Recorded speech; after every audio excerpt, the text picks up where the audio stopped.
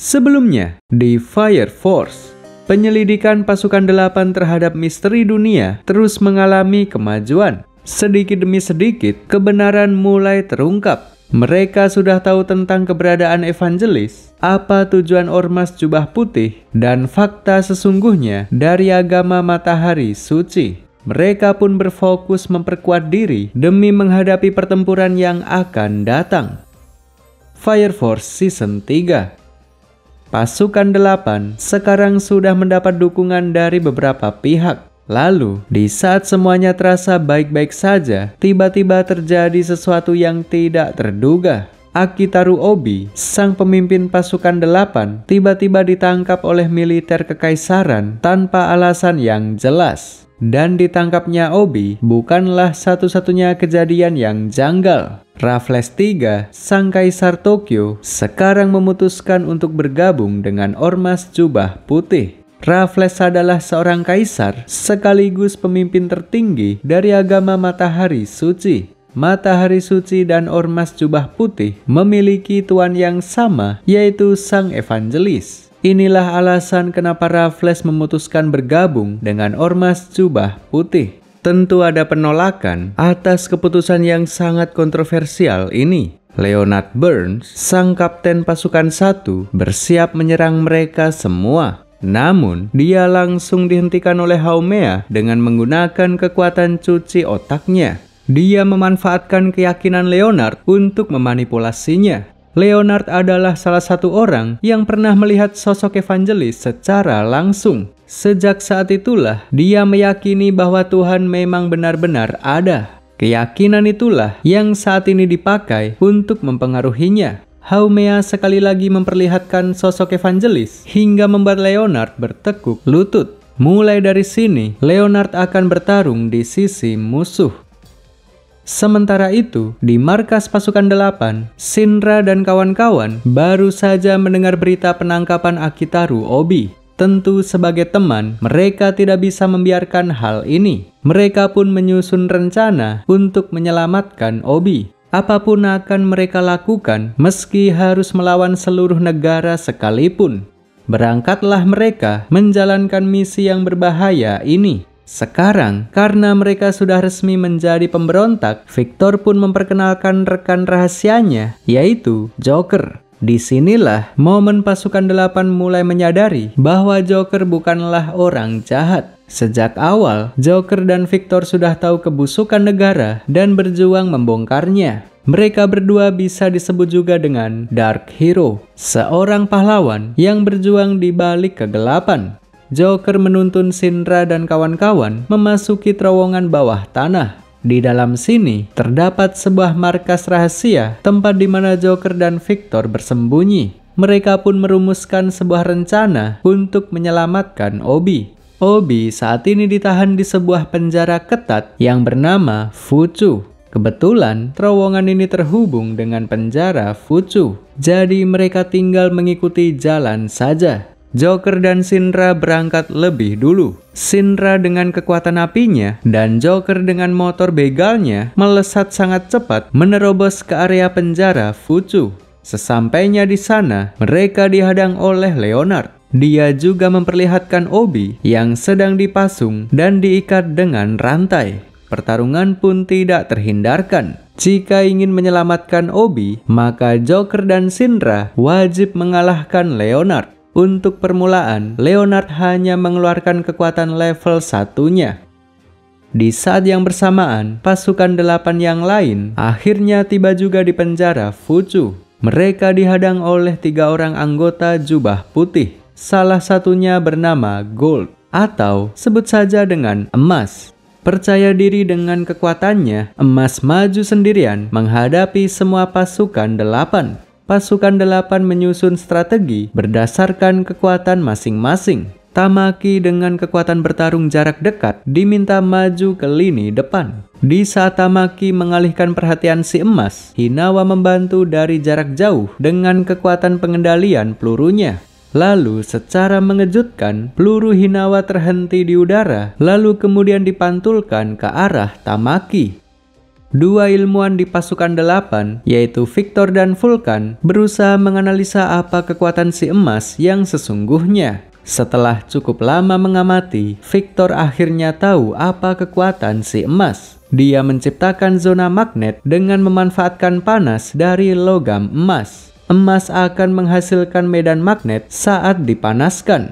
Dalam hal ini, dia menggunakan kekuatan apinya untuk menghantarkan panas ke sarung emas yang dia gunakan. Dengan cara itulah dia bisa menciptakan medan magnet dan mengendalikan berbagai logam yang diarahkan kepadanya. Semua senjata yang terbuat dari logam bisa dengan mudah dikendalikan oleh si emas. Dan tidak hanya itu saja, si emas juga memiliki ketahanan yang tinggi terhadap api. Serangan bola api raksasa dari Tamaki sama sekali tidak mempan terhadapnya. Hampir semua serangan tidak mempan terhadap si emas. Namun untungnya, pertarungan ini akan segera berakhir karena Victor berhasil menemukan suatu celah. Pertama-tama, mereka melelehkan besi dengan menggunakan api bersuhu 2800 derajat. Kemudian, lelehan besi tersebut dipakai untuk merusak sarung tangan si emas. Begitu sarung tangannya rusak, medan magnetnya otomatis menghilang.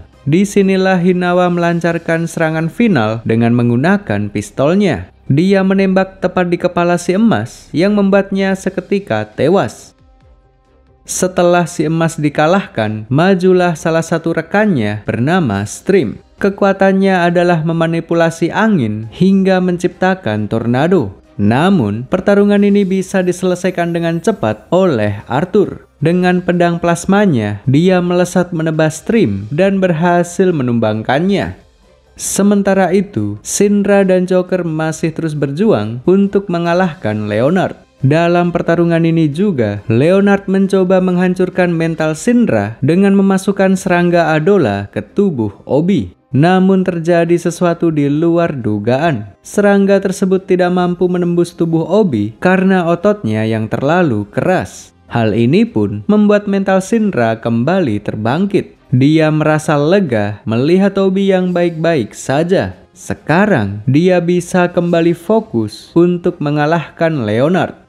Sementara di area bawah, datang salah satu anggota jubah putih yang cukup kuat bernama Dragon. Dia maju menghadapi pasukan 8 setelah si emas dan Stream ditumbangkan. Arthur-lah yang akan menghadapi Dragon. Meski sedikit tolol, namun dia adalah salah satu petarung yang kuat di pasukan 8. Arthur mengerahkan segenap kemampuannya untuk menyerang Dragon. Namun, meski berulang kali ditebas, tubuh Dragon nampak tidak terpengaruh sama sekali. Berniat mengakhiri pertarungan ini, Dragon pun mulai serius dengan menunjukkan wujud aslinya. Dalam bentuk ini, dia bisa menghancurkan pedang milik Arthur sekaligus menumbangkannya. Sementara itu, pertarungan Syndra melawan Leonard semakin memanas. Berkali-kali Syndra melancarkan serangan, namun tidak berpengaruh sama sekali. Sampai di satu momen tertentu, Syndra memutuskan untuk memakai teknik tertingginya, yaitu api biru. Untuk mengimbangi Syndra, Leonard juga memakai teknik tertingginya. Dia mengeluarkan kekuatan tahap 5 yang membuat seluruh tubuhnya diselimuti api dan merubah tampilan wajahnya menyerupai seekor singa. Mereka pun saling berbenturan dan beradu kekuatan. Awalnya mereka cukup seimbang. Leonard yang berada di tahap 5 cukup mampu menahan api biru milik Syndra. Namun, Syndra masih memiliki satu kekuatan lagi. Dia bisa berakselerasi dengan sangat cepat sampai membuat tubuhnya menghilang menjadi partikel atom. Dia pun menggunakan kekuatan itu dan dikombinasikan dengan api biru. Hasilnya, tendangan Syndra berhasil menembus pertahanan Leonard sampai di bagian dada. Dia pun melemah sampai harus bersandar di sisa-sisa tembok yang hancur. Leonard benar-benar sudah tidak berdaya. Lalu tiba-tiba saja muncul satu infernal iblis yang menusuknya dari belakang. Karena sudah kalah, Leonard dianggap sudah tidak berguna dan dihabisi begitu saja. Di sisa-sisa nafas terakhirnya, Leonard menyuruh Syndra untuk pergi dari tempat ini dan segera menyelamatkan Obi. Sementara di area luar, Dragon berniat menghabisi seluruh pasukan 8 dengan serangan terkuatnya. Dia menyemburkan serangan api yang padat dan sangat kuat. Maki sebagai pengendali api dipercaya untuk mengatasi serangan ini. Namun, dia sama sekali tidak mampu menahan semburan api tersebut. Di momen yang genting inilah, Iris menunjukkan kekuatannya. Kekuatan misterius Iris mampu melindungi seluruh pasukan 8 dari semburan api Dragon. Tidak ada yang menyadari kekuatan Iris kecuali Victor. Dia hanya terdiam, tertegun, dan termangu ketika melihat kedahsyatan kekuatan Iris. Kemudian, Haumea beserta beberapa anggota inti jubah putih datang untuk menyelesaikan semuanya. Lalu terjadi lagi sesuatu yang tidak terduga. Di saat pasukan 8 sudah terpojok, tiba-tiba Benimaru datang menyelamatkan. Dia mengenakan topeng dan berpura-pura seolah seperti pahlawan.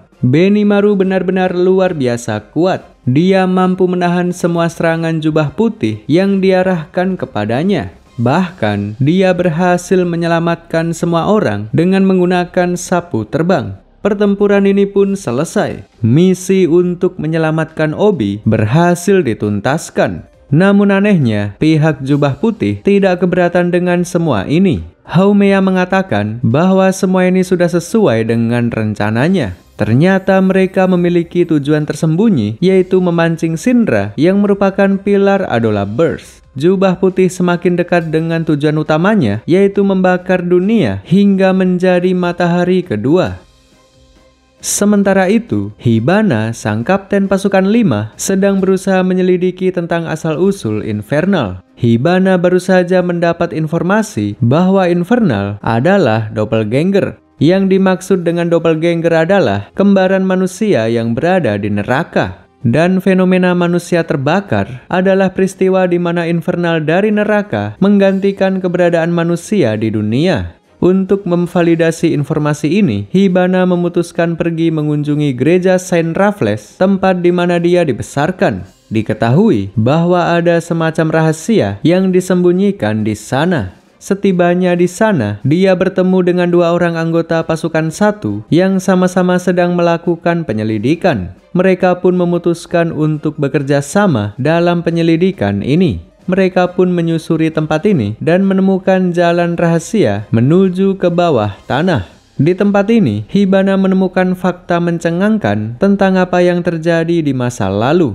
Peristiwa kebakaran besar yang sudah menewaskan semua suster di gereja ini ternyata disengaja. Mereka semua dimasuki serangga Adola yang disusupkan ke dalam makanan. Para suster itu adalah objek eksperimen untuk memanggil doppelganger. Dan pelakunya adalah pemimpin gereja ini bernama Suster Sumire. Sumire juga bukanlah orang biasa. Dia adalah salah satu pilar Adola Burst yang mendukung penuh rencana jubah putih untuk membakar dunia. Karena rahasianya sudah terbongkar, Sumire berniat untuk menghabisi Hibana di tempat ini. Namun untungnya, terjadi sesuatu di alam Adola yang membuat Sumire tidak bisa bergerak. Untuk sejenak, Sumire ditahan oleh si wanita tudung hitam yang membuat Hibana dan kawan-kawan berhasil melarikan diri. Pertumpahan darah berhasil dihindari. Sumire pun kembali ke rekan-rekan jubah putihnya. Sementara itu, di markas pasukan 7, Arthur sedang merasa sedih karena pedang kesayangannya sudah hancur. Menyadari hal ini, Vulcan sebagai penempa handal memutuskan untuk membuatkan senjata baru untuk Arthur. Namun sebelum itu, mereka harus mencari logam mentah untuk diproses menjadi pedang. Mereka sampai menyusuri Nether atau dunia bawah untuk mencari logam yang dibutuhkan. Lalu tanpa diduga-duga, mereka malah bertemu dengan orang tua Arthur di tempat yang gelap dan terkutuk ini. Mereka kemudian memberikan sebuah logam bekas bangkai pesawat luar angkasa. Dengan logam tersebut, Vulcan menciptakan sebuah pedang yang epik yang bentuknya mirip seperti pedang kerajaan Eropa. Di malam yang sama, Syndra saat ini berusaha mempelajari cara untuk masuk ke alam Adola. Dia berbaring di atas tanah, bersatu dengan bumi, dan berkonsentrasi penuh. Dengan cara ini, dia berhasil masuk ke alam Madola dan bertemu dengan Sho Kusakabe, sang adik yang tergabung ke dalam Ormas Jubah Putih. Dalam kesempatan ini, Shinra menunjukkan rasa pedulinya terhadap Sho. Meski mereka berseberangan, namun mereka tetaplah saudara kandung. Apapun yang terjadi, Shinra akan tetap peduli. Hal ini pun sedikit mempengaruhi pemikiran Sho. Tiba-tiba saja dia ingin pergi meninggalkan markas hanya untuk menemui Shinra. Dia pun berjalan menuju ke permukaan dengan ditemani oleh ajudannya bernama Ero. Sementara itu, pasukan 8 saat ini sedang mengadakan rapat membahas apa langkah yang harus dilakukan selanjutnya. Hibana juga mendatangi rapat ini dan memberitahukan informasi yang baru diketahuinya. Dia memberitahu bahwa bencana besar yang terjadi 250 tahun yang lalu sebenarnya adalah bencana gagal. Pada waktu itu, jumlah pilar dan energi yang dibutuhkan masih belum cukup. Alhasil, seluruh dunia terbakar dan menjadi gersang seperti sekarang. Semenjak saat itu, pihak musuh sudah banyak berbenah agar tidak mengulang kegagalan. Dan sekarang, persiapan mereka sudah selesai. Mereka sudah siap memulai bencana besar untuk membakar dunia hingga menjadi matahari kedua. Lalu, di saat diskusi ini masih berlangsung, tiba-tiba saja terjadi gempa besar disertai dengan munculnya pilar raksasa di tengah lautan. Semua ini adalah kekuatan dari Suster Sumire. Jubah Putih memulai rencananya saat ini juga. Mereka bertindak lebih cepat dari perkiraan. Bahkan, sang pelaksana bencana bernama Fairi Irwandi sudah dipanggil untuk memulai rencana ini. Kemunculan pilar di tengah laut disusul juga dengan kemunculan infernal raksasa. Makhluk hitam bermata merah itu berjalan perlahan menuju ke daratan. Seluruh tim Fire Force segera dikerahkan untuk mengatasi monster tersebut. Puluhan meriam ditembakkan kepadanya, namun tidak berpengaruh sama sekali. Monster itu kemudian melancarkan serangan balasan dengan menyemburkan gelombang listrik yang merusak seluruh sistem persenjataan Fire Force. Kini sudah tidak ada pilihan lain selain bertempur secara manual. Juggernaut dari pasukan 2 diperintahkan untuk menyerang dengan kekuatannya. Lalu tiba-tiba saja tembakannya dihalangi oleh Shinra. Dia menggunakan badannya sendiri untuk menghadang tembakan Juggernaut. Alasannya agar supaya tembakan tersebut tidak mengenai pilar yang ada di belakang si raksasa. Pilar itu terhubung dengan gunung berapi yang berada di bawah laut. Jika diledakkan, maka magma yang ada di bawah laut akan menyembur keluar dan menghancurkan seluruh Tokyo. Shinra kehilangan kesadaran dan tenggelam di lautan setelah terkena tembakan dari Juggernaut. Menyadari hal itu, Kurono langsung menyelam untuk menyelamatkan Shinra. Shinra adalah aset yang sangat penting, jadi dia tidak boleh dibiarkan mati di tempat ini. Dia pun dibawa ke permukaan dan dibiarkan beristirahat sampai kesadarannya kembali. Lalu tiba-tiba saja, Fairi datang dan berniat menculik Shinra. Fairi memiliki kemampuan manipulasi gravitasi. Dengan kemampuan itu, dia menjauhkan orang-orang yang menjaga Shinra dan kemudian segera mengambilnya. Setelah itu, dia hanya menyaksikan pertempuran Fire Force melawan si monster raksasa. Seorang anggota dari pasukan 4 bernama Ogun menyerang dengan kekuatan penuh dan berhasil memotong tangan si raksasa tersebut. Monster itu langsung melemah setelah kehilangan satu tangannya. Serangan tidak berhenti sampai di situ saja. Kurono juga ikut menyerang dengan kekuatan asap hitamnya.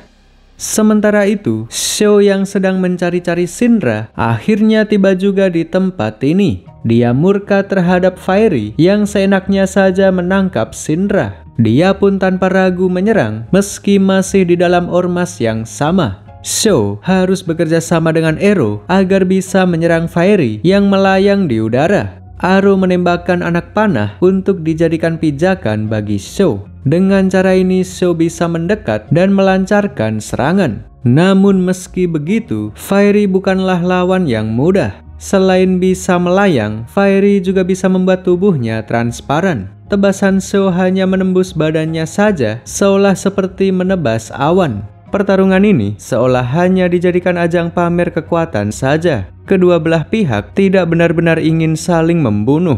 Fiery tiba-tiba memutuskan untuk melepas Shinra, lalu kemudian pergi begitu saja. Keinginan Seo untuk menemui Shinra akhirnya tercapai. Namun sayangnya, Shinra dalam keadaan tidak sadarkan diri. Jadi tidak ada interaksi apapun di antara mereka. Momen kakak beradik ini harus tertunda oleh Ogun yang tiba-tiba mendatangi mereka. Seo pun memutuskan untuk pergi begitu saja. Sementara itu, pertarungan melawan raksasa masih terus berlanjut. Kuronolah yang paling berkontribusi besar dalam pertarungan ini. Serangannya berhasil mematahkan tangan kanan si raksasa dan bahkan menghancurkan seluruh tubuhnya sampai berkeping-keping. Setelah raksasa itu dikalahkan, tiba-tiba pilar yang ada di tengah laut berubah warna menjadi hitam. Di saat itu juga terjalin sebuah koneksi Adola Link antara Shinra dan Inka. Kondisi Shinra di dunia nyata sedang tidak sadarkan diri, namun jiwanya masih aktif di alam Adola ini. Pada kesempatan ini, Shinra bertanya kepada Inka tentang apa yang sebenarnya terjadi di dunia ini. Inka pun menyarankan untuk melihat masa lalu sebelum bencana besar terjadi. Berangkatlah mereka ke masa lalu dengan melewati portal yang ada di Adola. Di sini Shinra melihat pemandangan kota Tokyo sebelum kegilaan ini terjadi.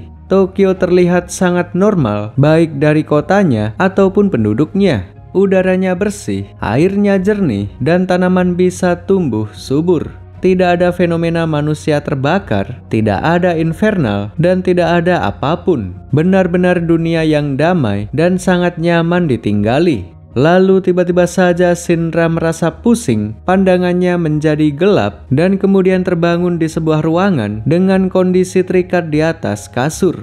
Penampilannya juga sangat berbeda. Rambut hitamnya sudah berubah menjadi pirang. Kemudian, dia mendengar berita di TV yang menyatakan bahwa pilar kelima sudah muncul. Pembawa berita di TV mengatakan bahwa 3 bulan sudah berlalu semenjak kemunculan pilar pertama. Artinya, ini adalah masa depan. Jiwa Shinra seolah dipindahkan ke tubuhnya di masa depan melalui portal Adola. Fire Force Season 3 sayangnya selesai sampai di sini. Season berikutnya akan tayang di bulan Januari tahun 2026.